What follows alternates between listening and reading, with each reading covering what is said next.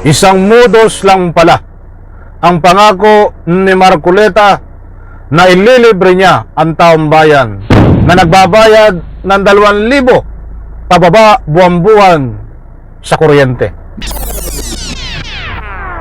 Alright, welcome back to my YouTube channel. I'm Andy's Vlog. Ito mga kaibigan, nagbago na ng modus. Ito nga si Marcoleta dahil nag-iba ang kanyang modus ngayon. Kung magugunita niyo itong si Marcoleta, nung kasagsagan ng kampanya, ang pangako niya sa taong bayan ay libre na sa kuryente na nagbabayad ng 2,000 pababa na taong bayan. Kaya't kung ikaw, mga mahal kong taga-subaybay, kung ang bill mo sa kuryente mo, kung binabayaran mo sa kuryente mo ay 2,000 pababa, ay libre ka na ni Marcoleta. Ayon sa kanyang pangako noong kampanya. Kapag siya ay tinama bilang senador, ay ililibre kayo sa kuryente. Buong Pilipinas yan. Basta ang batayan ay 2,000 pababa ang binabayaran mo. Marami umaasa yan. Umaasa dyan, mga mahal kong taga-subaybay.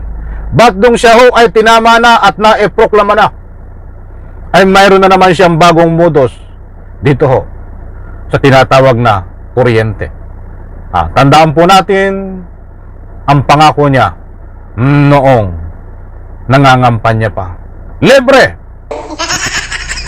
niya kapag tinama 2,000 pababa na taong bayan na nagbabayad ng ganon. Ika nga po'y binabayaran. Ba't ngayon ito ang ating bigyan ng linaw, bigyan ng highlight. Nag-iba ang modus niya ngayon.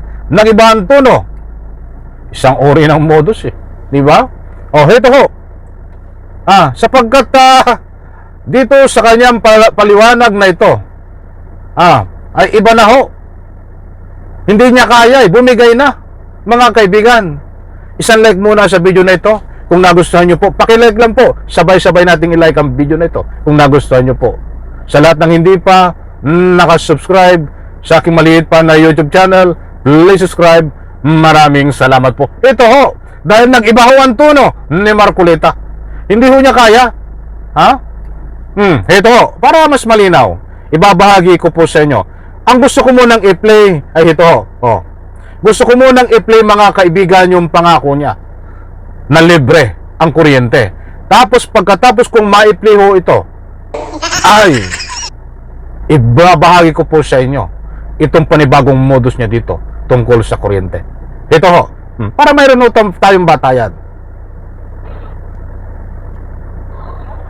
Yun pong kumukonsumo ng kuryente 2,000 isang buwan pababa, pwede na po nating ilibre yun. Alam niyo po kung bakit? Kapag ginawa natin yung 2,000 pesos worth of electricity consumed in 1 month pababa, ang maseservisyohan natin no less than 27 million Filipinos. Pare-pareho ang biyaya. Walang korupsyon sapagkat diretso sa inyo. Maliwanag po, mga kaibigan. Ang pangako ni Marcoleta noong kampanya po yan. Libre kayo sa kuryente. Pasensya na po kung inulit ko yan dahil naitapik na natin para may batayan po. Sapagkat ito, ilang araw lang ang nakakaraan pagkatapos niyang maiproklama, ay nag-iba ang kanyang modus naman. Hindi kayan to pa rin. Ito pakinggan po natin at babasahin ko, mga kaibigan, buhat sa PTV. Ipapakita ko muna. Nandiyan, yan po si Marcoleta, PTV. Ito po ang nasasaad sa sinasabi ni Marcoleta. Babasahin ko po. Hindi ko alam kung magagalit kayo, kung may inis, matatawa. Basta kung ano ma reaction nyo po dito, karapatan nyo po. Dahil niloloko tayo nitong mga pangako niya. Ay nakabudulan Ito, news update. Maliwanag po. Naka-flash sa screen. Pwede nyo pong screenshot. Senador-elect Rodante Marcoleta, isusulong ang pagbaba ng presyo ng kuryente sa oras na maupo siya sa Senado. Nako, 3 days ito po. Nandiyan, ang nakakaraan nagbago ang tono. Pagkatapos niya pong maiproklama, ay siyempre ang kasunod po nito ay formal din po na ika nga po'y pag-upo sa Senado, kung ano man ang dapat gawin niya sa Senado, na ito ang sinasaad niya. News update, Senador-elect Rodante Marcolita isusulong ang pagbaba ng presyo ng kuryente sa oras na maupo siya sa Senado. Ang dami ho nagbibigay ng anumang public opinion dito. Ang sinasabi ay budol ito sapagkat ang pangako niya po noon ay ilibre sa kuryente ang taong bayan na nagbabayad ng 2,000 pababa. But ngayon ho ay may bagong modus naman siya, ay pababain ang kuryente, hindi na ho ililibre. Anak ng katakot-takot, Diyos por santo, mahabagin man labirin. Nasobrano ito ng talino. Nakabudol talaga, no? In reaction po, tama po ba? O tama po ba ang galawan dito ni Marcolita? Pagkatapos niya sabihin na ang taong bayan ay libre sa kuryente, na yung nagbabayad ng 2,000 pababa ay ililibre niya na. Pagkatapos siyang tamahin, nag-ibaho ang tono, may bagong modus, at yan ho, ibinahagi ko sa inyo. Pabababain na lang ho ang kuryente. Ano po ang masasabi nyo? Karapatan nyo po magbigay ng anumang public opinion. Babasa nga ako dito. Parang di naman yan ang ipinangako sa taong bayan. Once na nanliligaw lahat, ipinapangako, pati ang pumapatay kay Lapu-Lapu, ipinapangako. Isa pa. Basta doon sa 2 pesos below, pre-electric yun ang malinaw. Nato pa rin.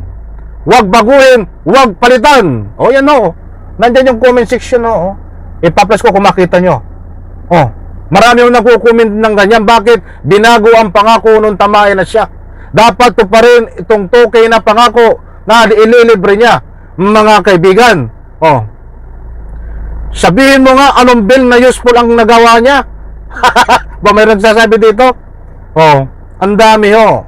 Hindi ko nababasahin isa-isahin, kukulahin po tayo sa oras. Yan po mga kaibigan buhat sa PTV. Bagong modus ni Marcolita. Heto na naman, tinakbuhan ang 2,000 na pangako na libre sa kuryente. Kaya dito ay pinagtulong-tulungan na naman itong si Marcolita ng taong bayan na galit sa pamamagitan po ng comment section sa post na yan. Ay nagpapahatid po sila ng kanilang public opinion na may galit dahil sila ay binubudol di umano ni Marcolita. Hindi po pinagtulong-tulungan po magitan ng ng komosyon by public opinion po. Doon po nagtulong-tulong, kinuyok ng taong bayan na naman itong si Marcolita. Ipinaliwanag ko na po sa inyo ang dahilan. Hindi po kinuyog na nilapitan siya nung may kangay komosyon. Buto po yung nililinaw ko. Kasi yung iba ay hindi masyadong maunawaan. Kaya nagkakaroon po ako ng paglilinaw para hindi ko kayo mabiktima ng anumang fake news. Nako ito ho ang mas matindi. Marcolita, nako, ay talagang nag-iba na ho ang tono at may bagong modus na naman tungkol dito sa usapin na ito. Maraming salamat po at pagpalain po tayo lahat. Sabay-sabay po nating i-like ang video na ito kung nagustuhan nyo po. Palapakan.